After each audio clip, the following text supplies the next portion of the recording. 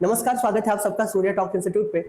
आज हम इस वीडियो के माध्यम से बिहार बोर्ड क्लास 12 का दूसरा चैप्टर कवर करेंगे, भारत इज माय होम। और जैसा कि आप सभी जानते हैं कि हर साल बिहार बोर्ड क्लास 12 के एग्जाम में समरी पूछे जाते हैं। कोशिश मेरी ये रहती है कि शब्दों को बहुत आसान बनाया जाए ताकि याद करना भी आसान हो, लिखना भी आसान हो। तो बस मेरे पे विश्वास रखिएगा कि जो मैं टेक्निक्स बताऊंगा और जो शब्द होंगे बिल्कुल आसान शब्द होंगे, बिल्कुल सिंपल वर्ड्स को यूज करते हुए हम लोग बातों को लिखेंगे, समरी को लिखेंगे, ताकि आप भी भूले ना जब आप समरी लिखने वाले हो। और एग्जामिनर जब आपका कॉपी चेक करे तो उसे भी ये ना लगे कि आपने किसी किताब से लाइंस को as it is copy paste किया है। उसको ये लगे कि इस इंसान ने अपने जो क्वेश्चंस लिखे हैं, आंसर्स लिखे हैं, उसका अपना तरीका लिखने का।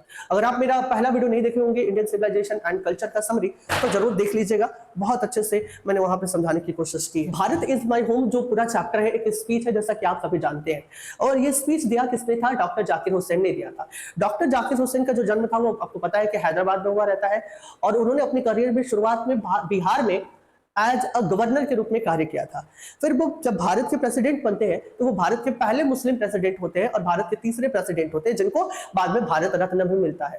ठीक है, भारत जब ये ओथ लेते हैं, शपथ लेते टाइम वो अपने पहले जो प्रेसिडेंट थे, उनके पहले जो कौन थे, डॉक्टर राधाकृष्णन थे, उनकी वो तारीफें कर रहे हैं। और फिर भारत के लोगों को धन्यवाद कहते हुए कह रहे हैं कि देखिए, जो आपने मुझे मौका दिया है भारत में एक प्रेसिडेंट के रूप में कार्य करने का, मैं पूरी संविधान की रक्षा करूंगा और मेरी पूरी कोशिश रहेगी कि अपने देश के लिए, अपने देश के लोगों के लिए बहुत बेहतरीन कार्य करो, बहुत अच्छे से कार्य करो, बहुत ईमानदारी से कार्य करो। ये कहते भी हैं कि Bharat is my home and its people are my family. अब सोचिए उस इंसान की मानसिकता कितनी अच्छी रही होगी जो भारत को अपना घर बता रहा है और यहाँ के लोगों को अपना परिवार बता रहा है। बहुत अच्छे, ये बहुत शानदार चैप्टर है। पूरा विश्वास है कि जो शब्द मैंने यूज किया है कोई भी वो ऐसा शब्द नहीं है जो बड़े हाईफाई शब्द होते हैं। देखिए, हाईफाई शब्द यूज करना बड़ी बात नहीं होती है।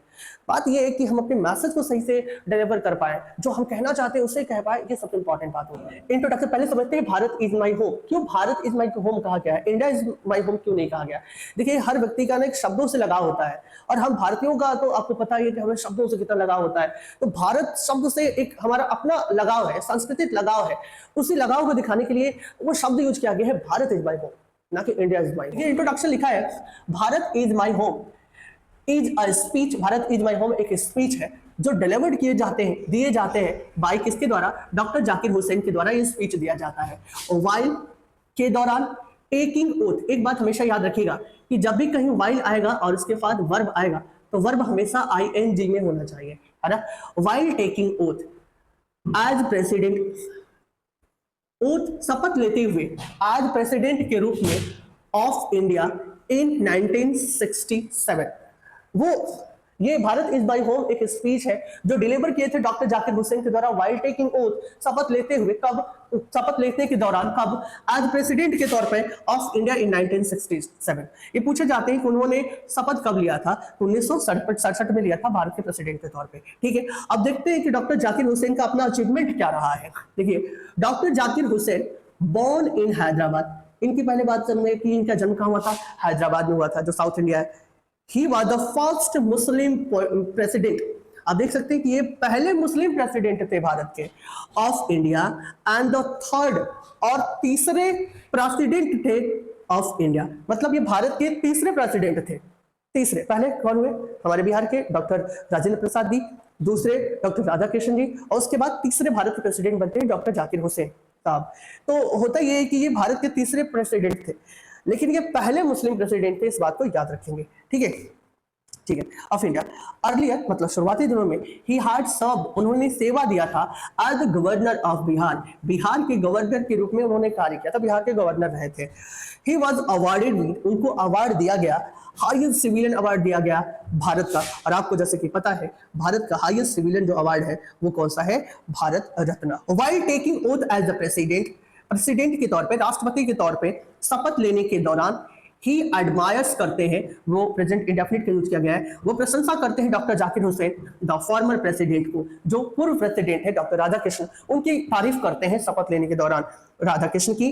फॉर हिज कंट्रीब्यूशन, वो राधाकृष्ण साहब की तारीफ करते हैं उनकी कंट्रीब्यूशन के लिए टू द प्रेसिडेंसी के लिए। हालांकि हर एक व्यक्ति की जिम्मेदारी बनती है, एक अपना एक फर्ज बनता है हर व्यक्ति की कि जब भी वो कोई जिम्मेदारी उठाए तो जिनके द्वारा दिया जा रहा है जिम्मेदारी उनकी बात करे, उनकी तारीफें करे, या उनके पहले जो जिम्मेदारी उठाते थे उनकी भी तारीफें करे। ये एक सोच होती है, एक मैच्योरिटी होती है इन सब बातों को लेकर। डॉक्टर हुसैन थैंक्स करते हैं, धन्यवाद देते हैं the people of India, Bharat के लोगों को, फॉर इलेक्टिंग हिम। ये प्रीपोजिशन है, तो इलेक्ट वर्ब है तो आईएनजी में होता है, प्रीपोजिशन के बाद हमेशा आईएनजी आता है वर्ब में।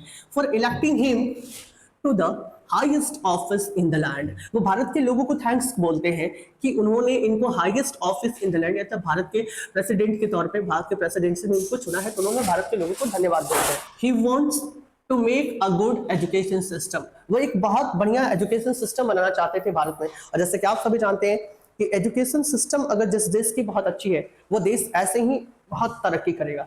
बहुत ही बेसिक चीज है एजुकेशन, और बहुत इंपॉर्टेंट चीज है। तो he wants to make a good education system. Bharat में एक बहुत अच्छा शिक्षा पद्धति बनाना चाहते थे। ये प्लेज करते, वो शपथ लेते हैं टू प्रिजर्व करने के लिए द कॉन्स्टिट्यूशन ऑफ इंडिया। वो शपथ लेते हैं कि हम भारत की जो संविधान है उसको हम प्रिजर्व करके रखेंगे, उसको हम अच्छे से सम्मान करेंगे, उसकी रक्षा करेंगे। And work for the country, और वो शपथ लेते हैं कि देश के लिए हम काम करेंगे विदाउट डूइंग, बिना किए एनी डिस्क्रिमिनेशन, बिना किसी भेदभाव का हम भारत में भारत के लोगों के लिए, भारत के लिए कार्य करेंगे। ठीक है, आगे देखते हैं। ही सेज, वो कहते हैं दैट कि you have two aspects of work. हर व्यक्ति के पास जीवन में कार्य करने के दो पहलू होते हैं, टू एस्पेक्ट्स होते हैं ऑफ वर्क करने के।